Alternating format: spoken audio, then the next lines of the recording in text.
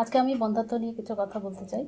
বন্ধ্যাত্ব হচ্ছে একজন কাপল, স্বামী এবং স্ত্রী সন্তান চাচ্ছে, কিন্তু তারা সন্তান ধারণে সক্ষম হচ্ছে না, without any protection, with adequate opportunity. তার মানে হচ্ছে তারা দুইজন একসাথে 1 বছর কোনো প্রোটেকশন ছাড়াই মেলামেশা করছে, কিন্তু কোনো সন্তান ধারণ করতে সক্ষম হচ্ছে না। এটাকে আমরা বন্ধ্যাত্ব বলবো। বন্ধ্যাত্বের কিছু কারণ আছে।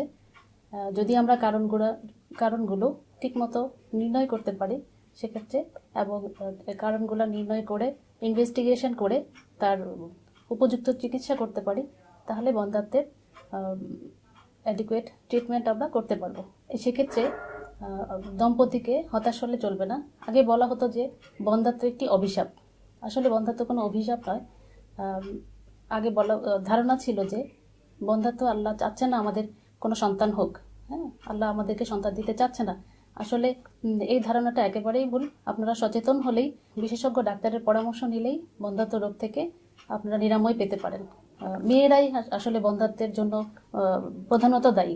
আসলে এই ধারণাটা একেবারেই ভুল। স্বামী স্ত্রী দুজনেই বন্ধ্যাত্বের জন্য সমানভাবে দায়ী। হ্যাঁ, বলা হয় যে 40% ক্ষেত্রে মেয়েটা দায়ী এবং 40% ক্ষেত্রে ছেলে দায়ী, এবং 10% হচ্ছে কম্বাইন।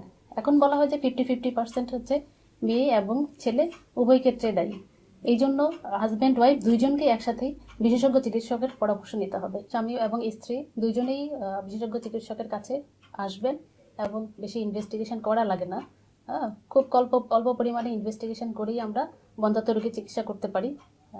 স্বামীর ক্ষেত্রে একটা মাত্র টেস্ট, যেমন সিমেন অ্যানালাইসিস, এই টেস্টটি করেই আমরা নির্ণয় করতে পারি যে হাজব্যান্ডের কোনো সমস্যা আছে কিনা। এবং ওয়াইফের ক্ষেত্রে একটা মাত্র ইনভেস্টিগেশন, যেটাকে বলে আলট্রাসোনোগ্রাফি করে জরায়ুর পাশে ডিম্বনালী এবং ডিম্বাশয়ের কোনো সমস্যা আছে কিনা সেটা আমরা নির্ণয় করতে পারি। এবং ল্যাপারোস্কোপি আরেকটি টেস্ট আছে, যেটা অত বেশি কস্টলি না। আগে বাংলাদেশের মানুষ পার্শ্ববর্তী দেশে চলে যেত ল্যাপারোস্কোপি করার জন্য, বাংলাদেশে অত বেশি ফ্যাসিলিটি ছিল না। এখন বাংলাদেশে ল্যাপারোস্কোপি পরীক্ষাটির অনেক ভালো ভালো ফ্যাসিলিটি আছে, এবং এই পরীক্ষাটি ছোট একটা অপারেশনের মাধ্যমে আমরা ডিম্বনালীর কোনো অবস্ট্রাকশন আছে কিনা, কোনো বাধা আছে কিনা সেটা আমরা নির্ণয় করতে পারি, এবং ল্যাপারোস্কোপির মাধ্যমে ট্রিটমেন্টও করা যায়।